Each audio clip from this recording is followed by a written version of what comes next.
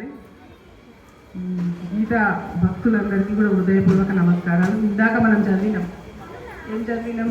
ఫలశ్రుతి లోపల త్రిభాగం పఠనామస్తు గంగా స్నానం ఫలం లభే షడాంశం జపమానస్తు సోమయాగ ఫలం లభే ఏకాధ్యాయంతు యోనిత్యం పఠంతు భక్తి సంహిత రుద్రలోకమవాప్నోతి గణో భూత్వ సచ్చిదం. అంటే త్రిభాగం ఎవరైతే 3 అధ్యాయాలు చదువుతారో వాళ్ళకి ఎలాంటి ఫలం వస్తుందంట? గంగా స్నానం చేసినటువంటి ఫలం. అంటే మనం కాశీకి వెళ్ళాల్సిన పని లేదు, ట్రైన్ టికెట్లు పెట్టుకోవాల్సిన పని లేదు, ఏం లేకుండా గంగా స్నానం చేసినటువంటి ఫలితం వస్తుందని కృష్ణుడు మనకి ఫలశ్రుతిలో ఉంది. 6 అధ్యాయాలు చదివితే సోమయాగ ఫలం.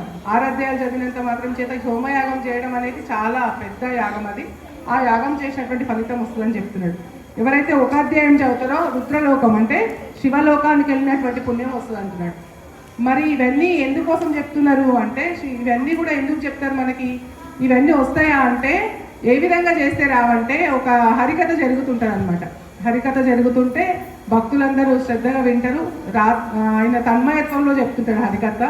రాత్రి స్టార్ట్ అవుతుంది, ఒక 9 o'clock స్టార్ట్ అవుతుంది. 10 కల్లా కొంచెం మంది వెళ్ళిపోతారు, 11కి కొంచెం వెళ్ళిపోతారు, 12కి అందరు వెళ్ళిపోతారు.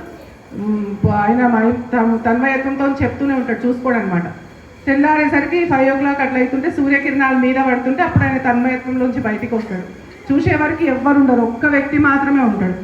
ఒక్క వ్యక్తి ఉండేసరికి ఆయన అనుకుంటాడు, ఎంత భక్తి ఉంది ఈయనకి, నేను ఇంత రాత్రి నుంచి చెప్తుంటే ఇంక అట్లనే వింటుండని, నీకు చాలా నచ్చింది ఆ హరికథ అంటాడు. హరికథ నచ్చడం రా స్వామి, నీ కింద నువ్వు వేసుకొని హరికథ చెప్తున్నావు కదా, ఆ చాప నాదంటాడు అనమాట.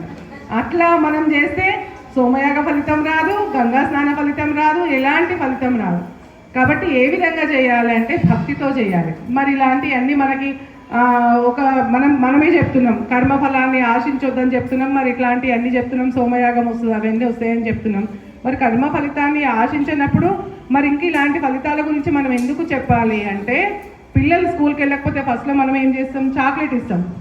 తప్పు, లంచం వేయడం తప్పు, కానీ ఏం చేస్తాం? చాక్లెట్ ఇస్తాం. ఎట్లనో ఒకట్లా వాళ్ళని ఆ దారిలోకి స్కూల్కి వెళ్ళిన తర్వాత కొన్ని రోజులు వాళ్ళు ఒకరోజు ఇంట్లో ఉండి పెట్టా, ఏదైనా పండుగ ఉందంటే లేదు నా అమ్మ నేను వెళ్తా అంటాడు. అంటే వాళ్ళకి అలవాటు చేస్తే వాళ్ళు ఆ దారిలోకి వెళ్తారు. మనల్ని కూడా ఇట్లా ఫలశ్రుతి చెప్పి మనల్ని అందరినీ కూడా ఆ విధంగా ఎప్పుడైతే ఫలశ్రుతి కోసమన్నా మనం చెప్పడం స్టార్ట్ చేసినాం అనుకో, అలా తన్మయత్వంలో లీనమైన తర్వాత మళ్ళీ మనం బయటికి రామన్నమాట.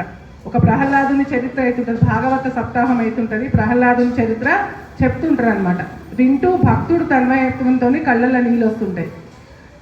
భాగవత సప్తాహం లోపల తన్మయత్వం చెందినటువంటి వ్యక్తికి సప్తాహం చేస్తున్న ఆయన ఏం చేస్తాడు? మంచిగా సన్మానం ఇస్తాడు అనమాట. ఈయన ఎంత తన్మయత్వం చెందిండు, ఇలాంటి వ్యక్తి కదా కావాల్సిందని చెప్పేసి ఆయనకి పట్టుబట్టలు పెట్టడం, అట్లా సత్కారం చేస్తాడు. తర్వాత తెల్లారి నుంచి అందరూ ఏం చేస్తారు అంటే, సప్తాహం లోపల తన్మయత్వం చెందితే పట్టుబట్టలు పెడుతున్నారు కదా అని అందరూ ఏం చేస్తారు? రోజు ఇట్లనే ఒకరు ఏడుస్తూ ఉంటారు అనమాట. ఇంత తన్మయత్వం చెందుతుందని పాపం యజమాని అందరికీ పట్టుబట్టలో ఏదో చేతనైనా పెడుతుంటాడు. ఒకరోజు యజమానికి వంటలు ఆయన పిలుస్తాడు. యజమాని గారు, మన వంటశాలలో మిరియాలు అయిపోయినాయి అంటే, ఎట్లయిపోయినాయి? మొన్ననే కేజీ తెచ్చినా కదా అంటే, లేదండి రోజు అందరు కూడా దంచుకొని కళ్ళల్లో వేసుకొని కన్నీళ్ళు తెచ్చుకుంటున్నారు అంటే, ఎవరు కూడా తన్మయత్వంతో ఏడవరు, గిఫ్ట్ కోసం ఏడుస్తారు అనమాట. అట్లా ఆ విధంగా చేసినట్టయితే మనకు ఎప్పుడు కూడా ఫలితం రాదు.